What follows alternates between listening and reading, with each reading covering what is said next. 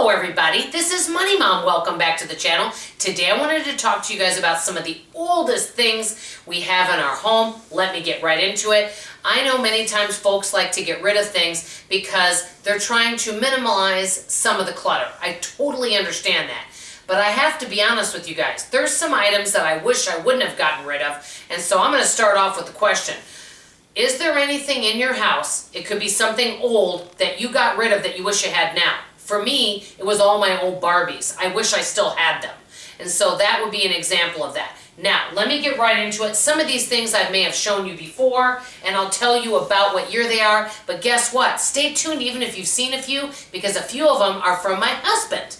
So this one, my mother, blessed memory, she passed away actually 7 years ago. Her name was Judith, and this was a really lovely jacket from the late 70s. It looks brand new. It says Judy on it. She went by Judy from the trucking. It's from Minnesota. It's a beautiful jacket, and it's big or too small on me, but it would fit me if I lost weight, and it does fit another member of our family.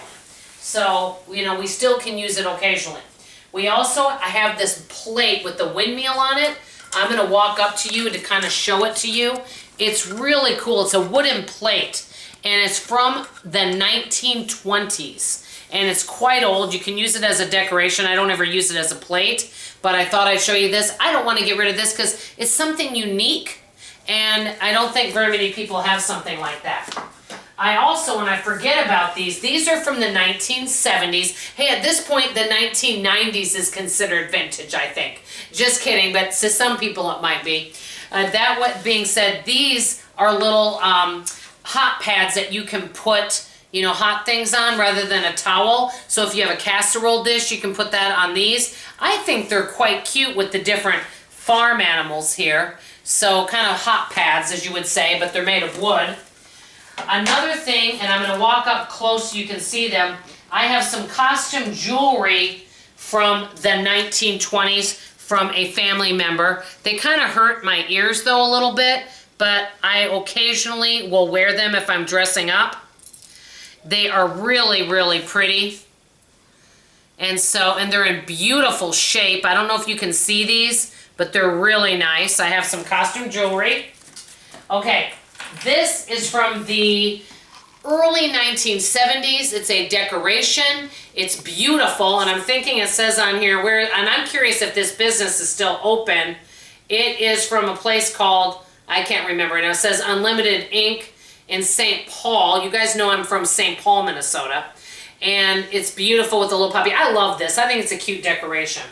Okay, this book is from my husband's grandmother's period, from 1918. It's the history of the World War. And it's from 1918, and it has some pictures in here too, you know, at the beginning like this, you know, and it's authentic narrative, whoops, I'll pick that up in a minute, of the world's greatest war. It has maps in here, pictures. It's in excellent shape, and it's been well taken care of. Another thing, you guys know this is one of my favorite things, and I do use it, and I saved the container because I love it. I will need to wash this out again. This is a bunt pan that's cast iron. Fantastic. I'm going to tell you something. You know, this stuff from the 60s and the 70s that my mother has, some of the stuff that she has is in such phenomenal shape. Her kitchen stuff. A lot of us, at least I feel like that, we keep buying more and more kitchen things. And everything of my mom's that she has, she still has it. It's in excellent condition from the 60s and 70s. And as a matter of fact, this fell out of there. This recipe, this is one of the things that came with it. And I still have it. And it's instructions on how to use your bunt pan. But I still have that. So I have that. Okay, this one I've shown you, and you're going to say, why are you keeping this? You don't sew. This is so groovy. This is from the 70s, but you know what? I'm planning on semi-retiring in my 60s. Maybe I'll learn to sew. Maybe one of you can come to Dallas and teach me. And this has so many beautiful yarn. I'm going to show it to you and walk up to the camera to see if you can see the thread. Not yarn, thread, excuse me. And it's beautiful. This stuff is from the 1970s. It's gorgeous. So I'm still keeping it anyway for right now because I don't want to get rid of any of this. These are things that, yes, they're taking up space, but I don't want to get rid of it.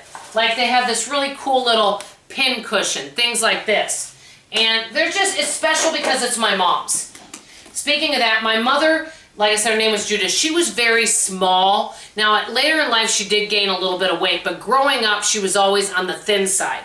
This is an apron that she used to wear, and this is from the 1970s. And I think my uncle went to, and he was traveling. I don't know what country he got it from, but I think it's beautiful. My mother used to wear this in the kitchen.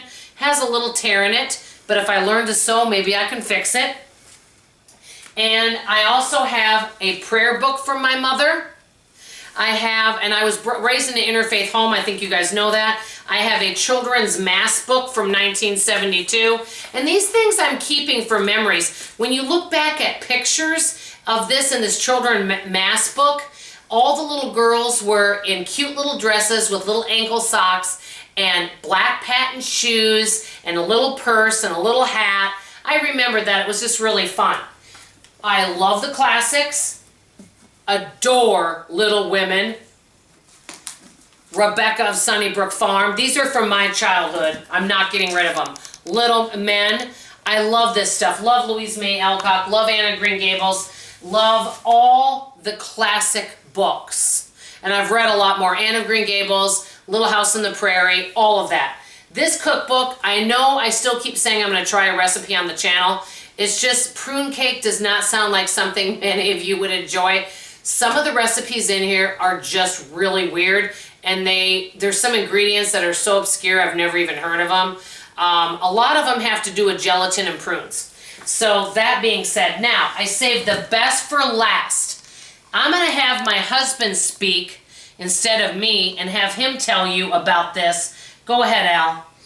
This is one of the fiddles from my Uncle Jim, who is one of the best fiddlers in Sanilac County, Michigan. And that fiddle, I estimate, is probably about 100 years old, give or take a few years, maybe more than that. We're going to look at having it restored. I don't know if I'll ever play it. For one thing, I'd have to learn to play it.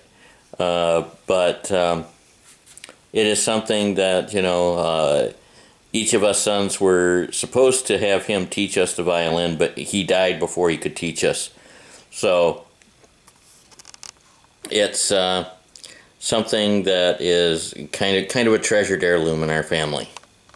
Thank you. In my family, yes. Thank you, Al. I really appreciate that. I hope you guys don't mind that we shared a few other things. If any of you know anything about restoring a fiddle, let me know. My husband's family also, I don't know if you probably know this, they have a Scottish background. So there's some people in my husband's family, we have bagpipes at our wedding, that actually played bagpipes. Beautiful. I love the sound of bagpipes. So he has a musical family, which is wonderful. So these are just some of the oldest things. I'd like to know from you, what are some of your most oldest treasures that you have in your home that you plan on having as a keepsake? And are there things that you gave away that you now wish you hadn't? I'd like to hear from you in the comments below. That's all I have to say for now. I love you, I appreciate you, and like always, I'll see you on the next video. Bye-bye.